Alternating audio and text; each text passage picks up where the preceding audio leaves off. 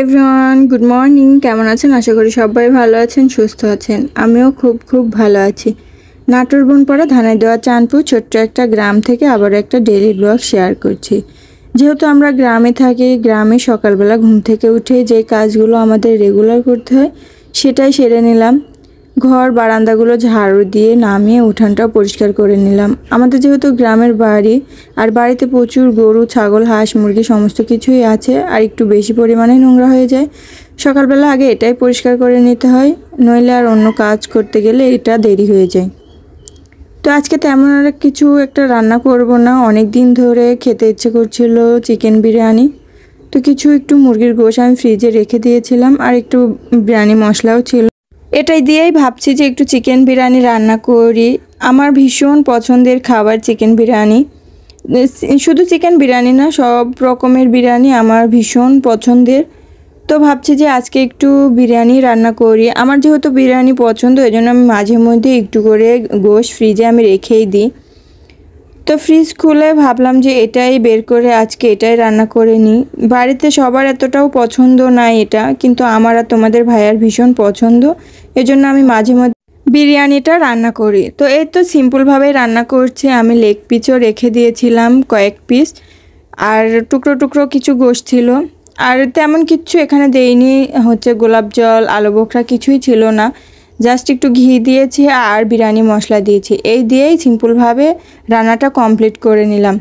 তো এই তো এখানে বসিয়ে দিয়ে রেখে চলে আসলাম থালা বাসনগুলো মেজে নিতে। তো এর মধ্যে 2-3টা আমার শাশুড়ি মা মেজে নিয়ে চলে গিয়েছে। তার কারণ আজকে নিয়ে আসছিল পরোটা।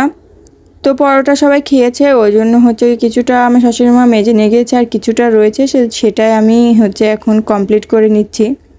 কিছু ভুল মানুষের জীবনে থাকে যা সারা জীবন বয়ে নিয়ে যেতে হয়।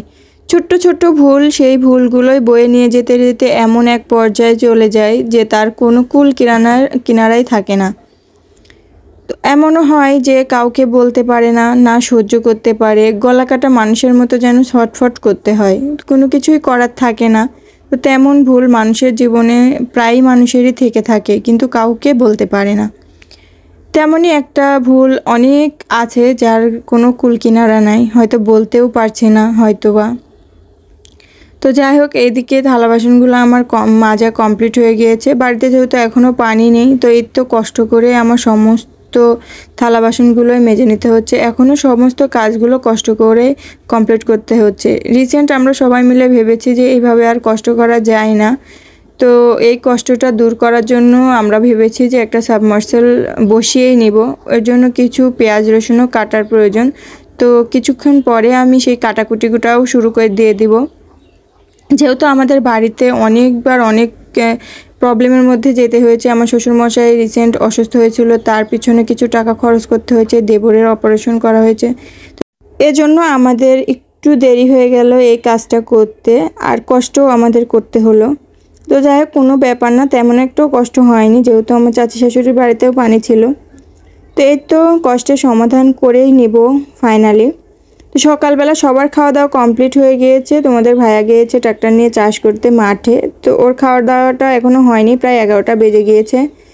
তো ফোন করে বললো আমার খাবারটা একটু মাঠেই পাঠিয়ে দিতে। তো আব্বু ঘুমিয়ে আছে, তো আমি এদিকে সমস্তটা রেডি করে আব্বুকে দিয়ে দিব, আব্বু মাঠে নিয়ে যাবে। তো বিরিয়ানিটা আমি গামলাতে দিয়ে দিয়েছি, এখন গামছা দিয়ে একটু সুন্দর করে বেঁধে দিয়ে দিব, আব্বু গিয়ে দিয়ে আসবে।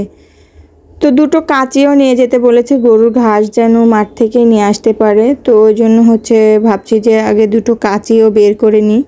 এদিকে আব্বু হাতে করে নিয়ে যেতে পারবে না 2টো কাঁচি, পানির বোতল, আবার খাবার। তো বললো একটা ব্যাগে পুরে দিতে। এদিকে আব্বু রেডি হয়ে গিয়েছে, নিয়ে মাঠে চলে গেল।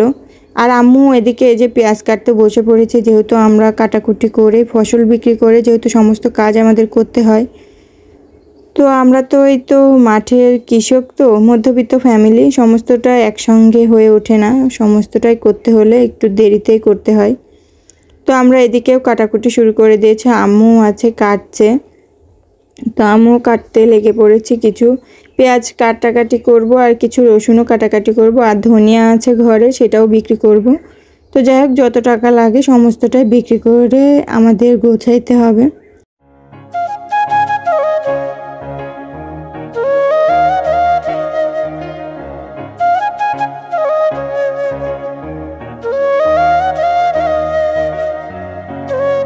এদিকে পেঁয়াজ কাটতে কাটতে শাশুড়ি মায়ের ওপর ফেলে চলে আসছে কবুতর ঘরে। এই কবুতরগুলোকে খেতে দিতে হবে। প্রায় 11টা বেজে গিয়েছে, আমার খেয়ালই ছিল না, কারণ এখানে তো আমার রেগুলার আসা হয় না, তো ওই জন্য মনেই নাই। বাড়িতে আজকে নাই, যেহেতু চাষ করতে মাঠে গিয়েছে, তো এই খাবারগুলো খেতে দেওয়ার কথা আমার একটুও স্মরণে ছিল না।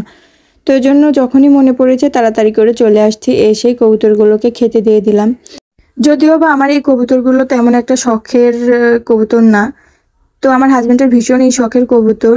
ও বিদেশ থেকে আসার পরই এই কবুতরগুলো উঠিয়েছে, প্রায় 3 বছর হলো। তো এখনও এই কবুতরগুলো লালন পালন করছে।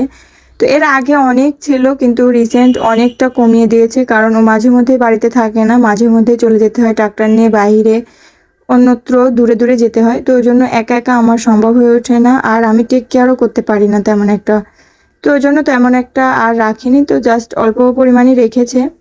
ওখানে কবুতর ঘর থেকে বেরোতেই পারিনি, এদিকে বৃষ্টি চলে আসছে, তো আমি ভিজতেই চেয়েছিলাম না, তো এখন আমার ভিজে যেতে হলো। তার কারণ হচ্ছে অনেকদিন যেহেতু বাড়িতে পানি নেই, হঠাৎ করে বৃষ্টি আসছে, ভাবছি উঠানটা একটু ধুয়ে দিই।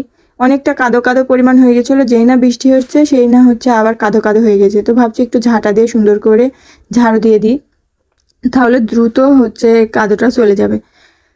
তো যাই হোক, ভিডিওটা আজকের মতো এই পর্যন্ত। ভিডিওটা ভালো লাগলে অবশ্যই like comment share subscribe. Bye, খোদা হাফেজ।